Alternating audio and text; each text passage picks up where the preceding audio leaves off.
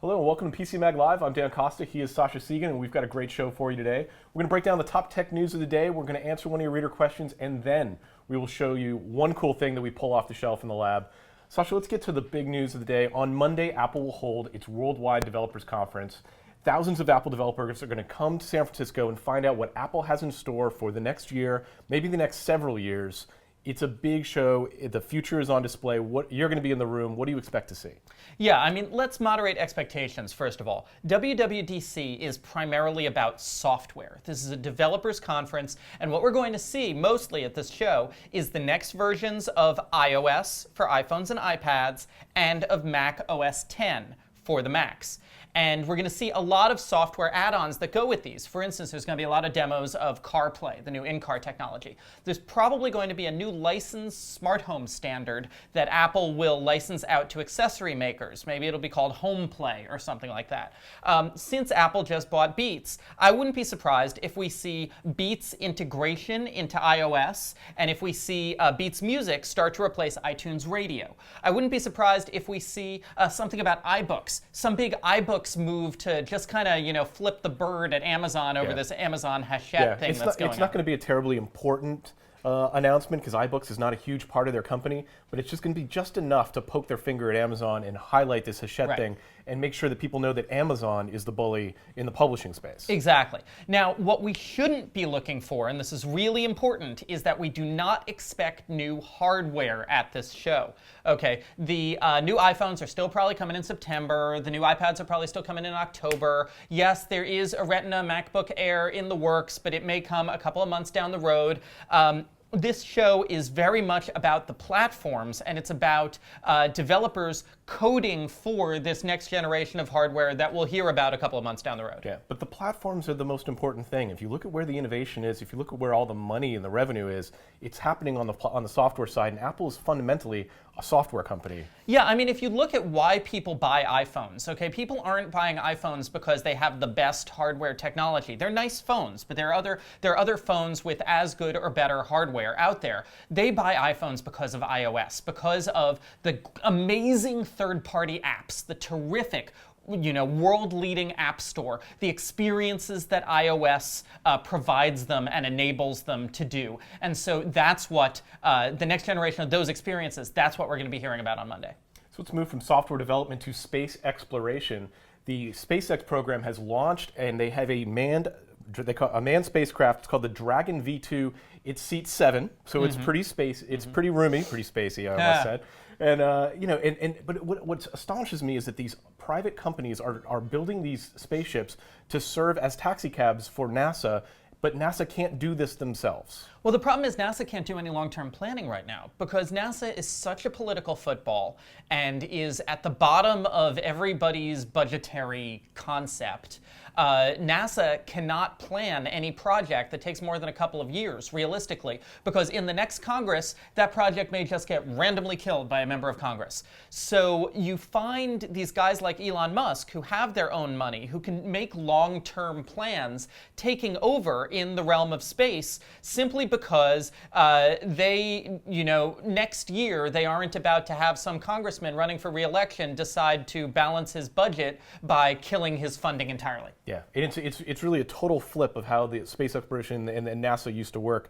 Right now, NASA is spending $71 million to send astronauts to the space station on Russian spacecraft, which the Russians have obviously been threatening to basically stop letting us hitch rides with them. Yep. But either way, $71 million is a lot of money to be handing over to the Russians when we should have this capacity ourselves. So NASA has 3 tenders out right now to SpaceX, Boeing, and another company called Sierra Nevada to compete for a contract to transport our astronauts up to the space station by 2017. SpaceX says that they'll be able to do a flight to orbit in 2015 with no passengers, and a flight with passengers in 2016, I guess, and at that point, they'll go to NASA and they'll say, we're your best deal, and Boeing and Sierra Nevada will show off what they've got, and then hopefully by 2017, we will be sending Americans once again to space from America in American-made craft. Yeah, I could be wrong, but I think that Sierra Nevada ship actually seats 6.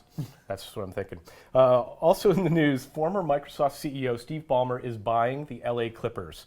He's been trying to buy a sports team for a while. This is big news. Of course, Donald Sterling is being forced to sell the Clippers.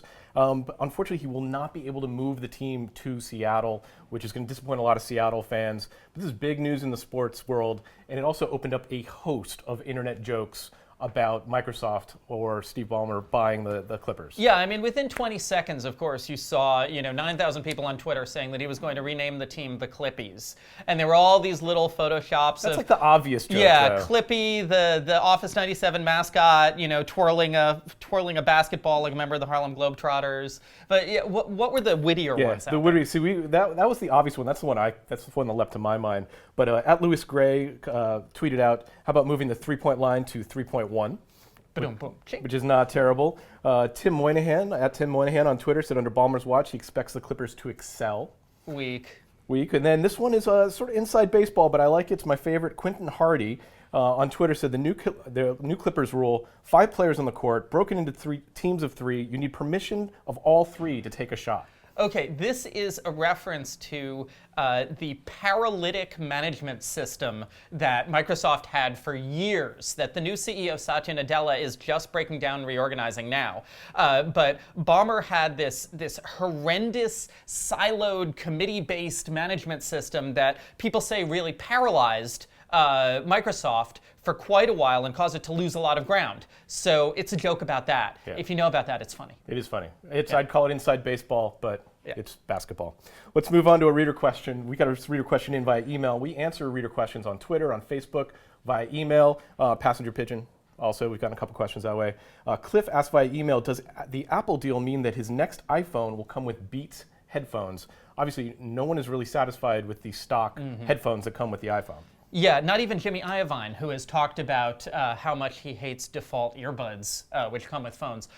I don't think so. It's an economic issue. Beats headphones cost a little bit more than something Apple would want to include for free. Apple doesn't really want to increase their iPhone prices any further.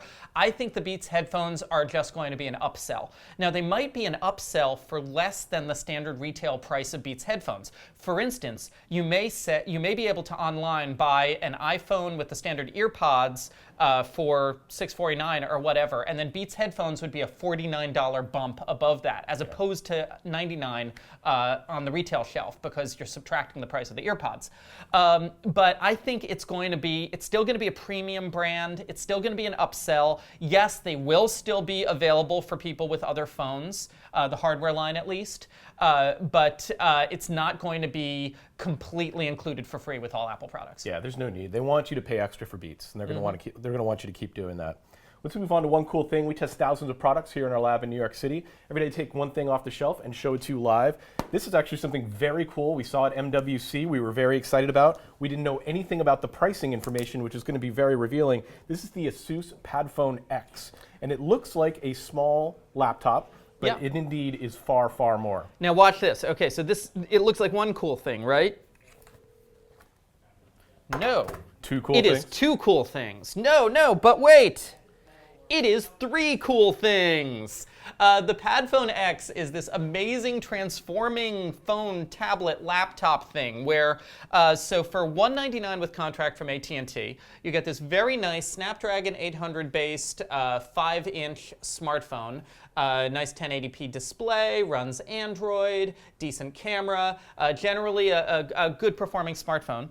But then for free with your $199 with contract, you also get this tablet. The smartphone snaps into the tablet and becomes the brain of the tablet. So you can't use the tablet independently. It just displays what's on the phone in a larger context. Which is a great move. You think about it just from an environmental perspective, having all this processing power, you don't need 2 devices. You're not using 2 devices at the same time. This could be the future of mobile computing. This is what everybody's been promising us. Yeah, and I mean, we've been seeing attempts at this for years, but this is by far the most fluid we've seen. And then for another $99, you get this dock, you snap it into the dock, and now it's a full-scale Android-powered laptop. With a full keyboard, and there's a battery built into the keyboard as well, which will extend your battery life. Yep. So really one computing platform that has a variety of incarnations. It's something that Asus does a lot of Transformer branded products, so they're very familiar with this idea of things that turn into other things. And I'm waiting for it to turn into like a truck or a gun or a fighter plane or something. Maybe that's the next version, but our reviewer Eugene Kim is in the middle of reviewing this product. He will see if it turns into a gun or a fighter plane, and you'll be able to read about that on PCMag.com in the next couple of days. And that is PCMag Live for today. I want to invite you to tune in next week for a brand new show. Also, we have a brand new issue of the digital edition of PC Magazine. It's on newsstands, digital newsstands, in the iTunes Store, on Kindle. You can check it out. We've got a great feature in there about smartwatches, an awesome product and a really great product. I invite you to check it out. We'll be back with a brand new show next week.